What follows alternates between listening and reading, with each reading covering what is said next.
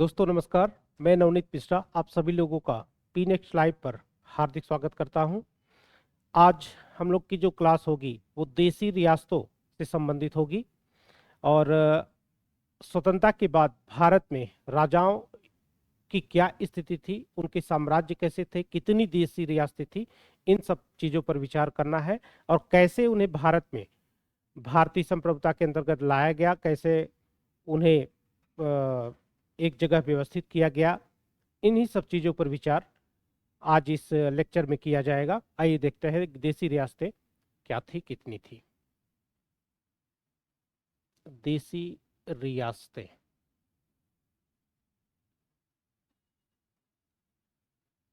देसी रियासतें दोस्तों, ब्रिटिश सरकार ने जब हमारे ऊपर शासन किया तो धीरे धीरे भारत में जो भी राजा थे, जिनकी भी संप्रभुता थी अपने राज्य को लेकर के, जितने भी रजवाड़े थे, उन सब की अपनी अपने अपने संप्रभु राज्य के अंतर्गत रहा करते थे, उस पर शासन करते थे। धीरे धीरे क्या हुआ कि ब्रिटिश शासन के अंतर्गत उन्हें अपने आप को मजबूरी बस शामिल होना पड़ा और उनके नियम या कानून से शासित वो होने लगे। लेकिन जब भारत स्वतंत्रता की दहलीज पर आया और उस समय 1947 में भारतीय स्वतंत्रता अधिनियम, भारतीय स्वतंत्रता अधिनियम 1947 पारित किया गया और इस भारतीय स्वतंत्रता अधिनियम 1947 को 18 जुलाई 1947 को मान्यता दी गई, स्वीकृति दी गई। और इस 18 जुलाई 1947 को जब इसे स्वीकृति दी गई तो इसका एक कॉलम था, इसकी एक धारा थी, धारा 771 बी। सेवन 1 बी के अंतर्गत जितनी भी देसी रियासतें थी, इन देसी रियासतों, ये देसी रियासतें ब्रिटिश सरकार की सर्वोच्चता से धीरे धीरे जो है ये स्वतंत्र होती गई, यानी इन्हें स्वतंत्र कर दिया गया। अब ये देसी रियासतें अपने नियम व कानून के अनुसार कार्य कर सकती थी। यानी 18 जुलाई 1947 के इस भारतीय स्वतंत्रता अधिनियम की धारा 7(1)(b) के अंतर्गत देसी रियासतों को स्वतंत्र कर दिया गया। इनके ऊपर अब ब्रिटिश शासन नहीं था या ब्रिटिश सरकार के अंतर्गत ये अब उनके नियम मान करके नहीं, बल्कि अपनी स्वतंत्रता को देख करके ये कार्य कर सकती थी, अपने निर्णय खुद ले सकती थी। ऐसी स्थिति में जब ये 15 अगस्त 1947, इस समय पाकिस्तान का भी निर्माण हो गया, पाकिस्तान भी बन गया था। तो पाकिस्तान बन जाने के बाद भारत में जो देसी रियासतें थी उनकी संख्या 552 रह गई। 552 देसी रियासतें थी, देसी रियासतें थी। और ये जो देसी रियासतें थी, इन सभी देसी रियासतों को भारत के अंतर्गत, भारतीय संघ के अंतर्गत शामिल करना एक बड़ा मुश्किल काम था। इतना मुश्किल काम था कि कहां कहां से कितनी छोटी रियासतें हैं, कुछ बड़ी रियासतें हैं, कोई आनुवंशिक थी, कोई राजनीतिक आधार पर सक्षम थी, कोई आर्थिक आधार पर सक्षम थी। तो इस आधार पर इन 552 देसी रियासतों को, इतनी बड़ी देसी रियासतों को भारत के अंतर्गत लाना था। और इन 552 देसी रियासतों के लिए इस स्वतंत्रता अधिनियम में ये बात रखी गई थी कि या तो ये देसी रियासतें, इनको 3 कैटेगरी, इनको 3 नियम बता दिए गए थे। ये था कि सबसे पहले तो ये या तो भारत में शामिल हो, भारत में शामिल हो सकती हैं, इन देशी रियासतों के पास विकल्प ये भी था कि ये पाकिस्तान में भी शामिल हो सकती थी, पाकिस्तान में भी शामिल हो सकती थी, और एक और विकल्प के रूप में था कि ये अपनी स्वतंत्र स्थिति बनाए भी रख सकती थी, स्वतंत्र स्थिति में भी रह सकती थी, यानी किसी के साथ विलय न करके ये अपनी स्वतंत्र स्थिति में रहे। ये तीनों ही कार्य जो थे ये भारतीय स्वतंत्रता अधिनियम के अंतर्गत जो है रखे गए। तो भारतीय स्वतंत्रता अधिनियम के अंतर्गत 552 देशी रियासतें, और इन 552 देशी रियासतों के पास ये 3 विकल्प थे। अब समस्या इनके एकीकरण की थी कि ये भारत के अंतर्गत कैसे समाहित होंगे और इसके लिए क्या क्या प्रयास किया जाए, इनके लिए क्या क्या प्रयास किया जाए।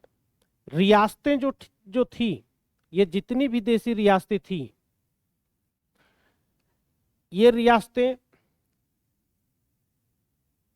राजनीतिक और आर्थिक आधार पर कुछ छोटी रियासतें भी थी और कमजोर भी थी, कुछ आनुवंशिक भी थी, आनुवंशिकता के आधार पर भी कुछ जो है रियासतें चल रही थी। तो इनकी कई कैटेगरियां थी और सबको एक जगह व्यवस्थित करना जो है एक बहुत बड़ी चुनौती थी। ऐसी स्थिति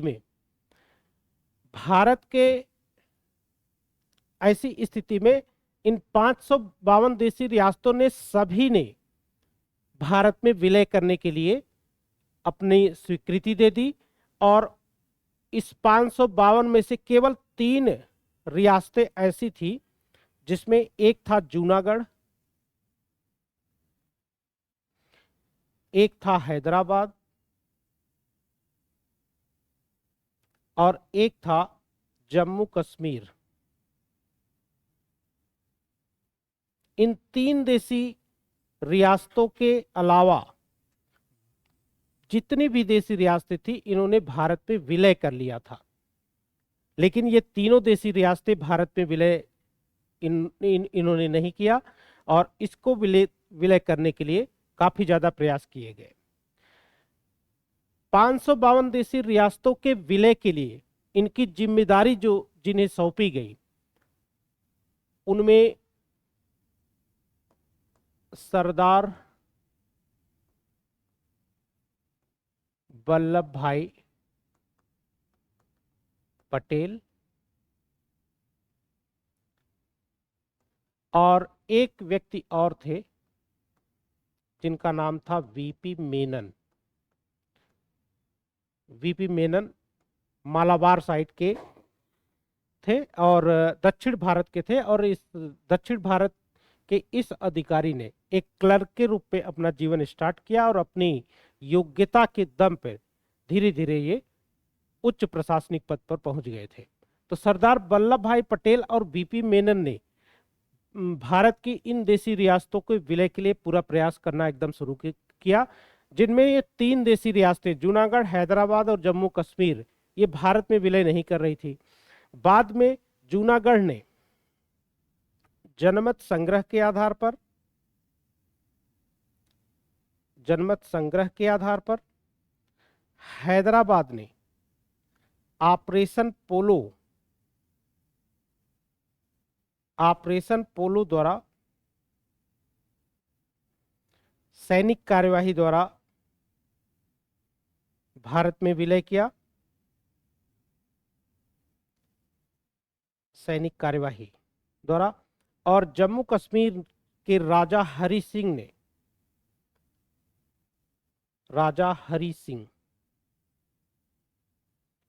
ने विलय पत्र पर साइन करके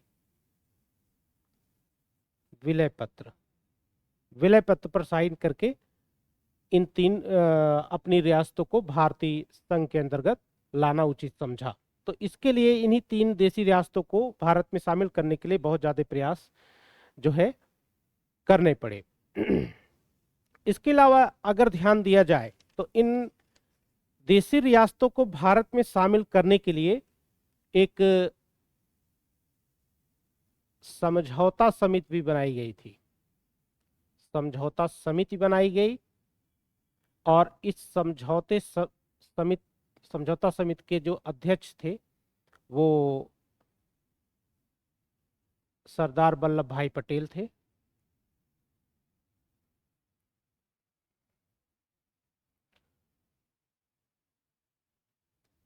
सरदार पटेल। और इसमें सचिव बनाया गया था, सचिव के रूप में वीपी मेनन को बनाया गया था, वीपी मेनन।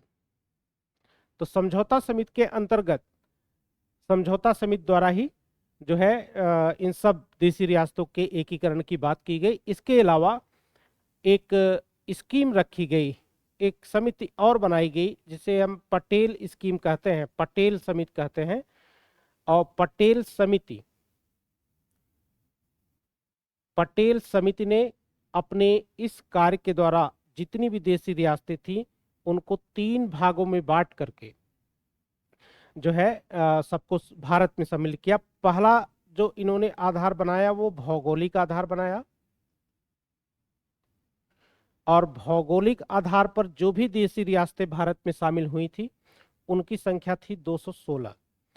ये भौगोलिक जो आधार था, इतनी देशी रियासतें जितनी ये थी, ये भारतीय संप्रभुता या भारत के एकदम नजदीक, भौगोलिक आधार पर एकदम नजदीक होने के कारण इन 216 रियासतों को यहाँ पे शामिल कर लिया गया। उसके अलावा जो है सामरिक या प्रशासनिक सुविधा के आधार पर जो महत्वपूर्ण थे, सामरिक आधार पर अगर कहा जाए, सामरिक और प्रशासनिक दृष्टिकोण से जो महत्वपूर्ण रियासतें थी उनकी संख्या 61 थी।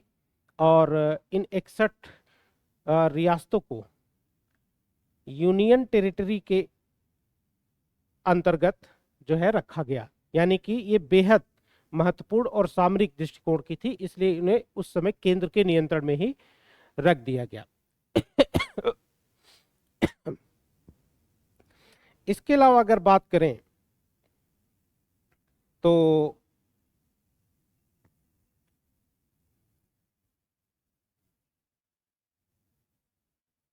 एक तीसरा जो कॉलम बनाया गया था वो राज्य संघ का था, और राज्य संघ के अंतर्गत 275 देशी रियासतें थी, और इन 275 देशी रियासतों को मिला करके 5 संघ का निर्माण किया गया था, जिसमें पहला संघ था सौराष्ट्र बनाया गया था। और अंतिम जो संघ था वो ट्रावनकोर को बनाया गया था। तो इस तरह से पटेल समिति के अंतर्गत 3 जगहों पे 3 आधार पर ये कॉलम डिवाइड किए गए थे। और इन कॉलम में जो है भाग क के अंतर्गत ये भौगोलिक आधार पर रखा गया था, सामरिक और प्रशासनिक दृष्टिकोण पर जो यूनियन टेरिटरी के अंतर्गत रखा गया था, जिन राज्यों को जो सामरिक दृष्टिकोण से ज्यादा महत्वपूर्ण थी उन्हें भाग ग में रखा गया था। और जो राज्य संघ के रूप में 275 देशी रियासतों को शामिल किया गया था, इन्हें भाग ख के अंतर्गत रखा गया था। तो ये 3 क, ख और ग जो है भाग बनाए गए थे। और पहला जो संघ बना था, भारत का जो पहला संघ बना था वो सौराष्ट्र था, और अंतिम जो संघ था वो ट्रावनकोर कोचीन का था। तो इस आधार पर यदि देखा जाए तो देशी रियासतें जो थी इस आधार पर भारत में विलय की गई, और देशी रियासतों के इस प्रकार से विलय के बाद तब जाकर के भारत की जो है संप्रभुता और भारत का एकीकरण हो पाया।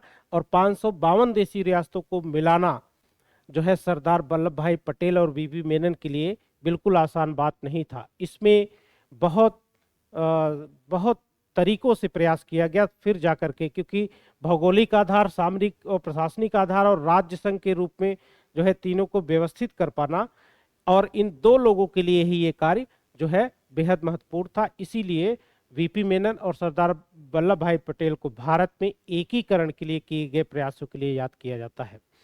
तो इस देशी रियासतों से संबंधित क्वेश्चन कौन कौन से इंपॉर्टेंट हो सकते हैं किसी एग्जाम के लिए, तो सबसे पहले देशी रियासतों को मान्यता किस अधिनियम के अंतर्गत दी गई, तो 1947 के भारतीय स्वतंत्रता अधिनियम के अंतर्गत दी गई, ये ध्यान रखना होगा। भारतीय स्वतंत्रता अधिनियम 1947 की धारा 7(1) ख के द्वारा या 7(1)(b) के द्वारा देशी रियासतों को ब्रिटिश चंगुल से मुक्त किया गया। अब ये रियासतें स्वतंत्र थी।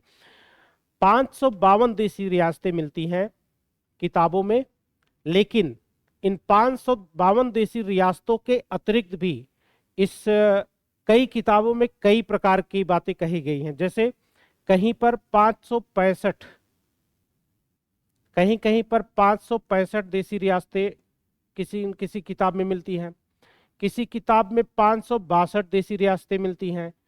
डीडी बसु की जो बुक है उसमें 552 देशी रियासतों की बात की गई है। बेयर एक्ट से संबंधित एक दो चीजों में 542 देशी रियासतें देखने को मिलती हैं। तो सही क्या है, मैंने ये 552 देशी रियासतें वो डीडी बसु की बुक के आधार पर मैंने बताया है, और 542 भी सही हो सकते हैं, 565 भी सही हो सकते हैं। तो ये कई, अब क्वेश्चन किस बुक से बनता है डिपेंड ये करेगा, लेकिन आप 552 ध्यान रखिए कि यहाँ पे बच्चे कंफ्यूज होते हैं, और कई बार 562 या 552 में ज्यादा कंफ्यूजन होती है तो क्वेश्चन गलत हो जाता है। तो ये चीज ध्यान रखने के लिए ध्यान रखना बहुत जरूरी है। भारतीय स्वतंत्रता अधिनियम के अंतर्गत 3 कैटेगरी में बांट दिया गया था देशी रियासतों को। एक कि देशी रियासतें केवल भारत में शामिल हो सकती हैं, दूसरा वो पाकिस्तान में भी शामिल हो सकती हैं, तीसरा वो दोनों में शामिल ना होकर के अपने आप को स्वतंत्र भी रह सकती हैं। तो तीनों स्थिति थी, और इन तीनों स्थिति में सभी रियासतों ने भारत में विलय कर लिया, केवल 3 को छोड़ करके।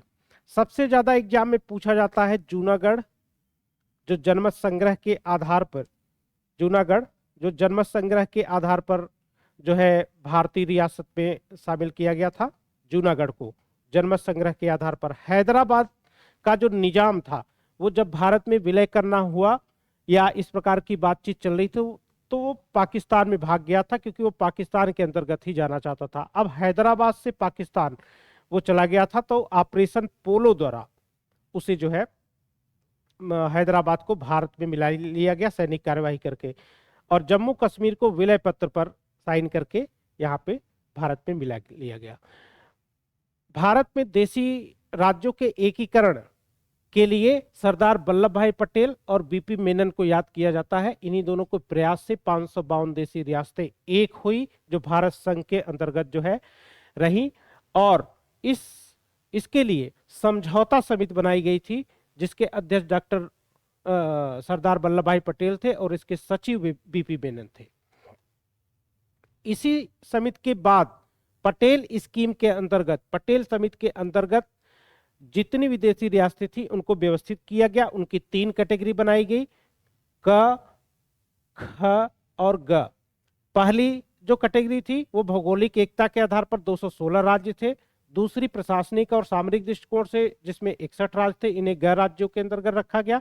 तीसरा राज्य संघ जो था, राज्य संघ में 275 देशी रियासतें थी, जिन्हें 5 संघ के अंतर्गत व्यवस्थित किया गया, और इस प्रकार से भारत का जो पहला संघ था वो सौराष्ट्र बना, और भारत का जो अंतिम संघ था वो ट्रावणकोर कोचीन बना। तो ये ध्यान रखने वाली बात है, और इससे आपके कई प्रकार के क्वेश्चन सॉल्व हो सकते हैं।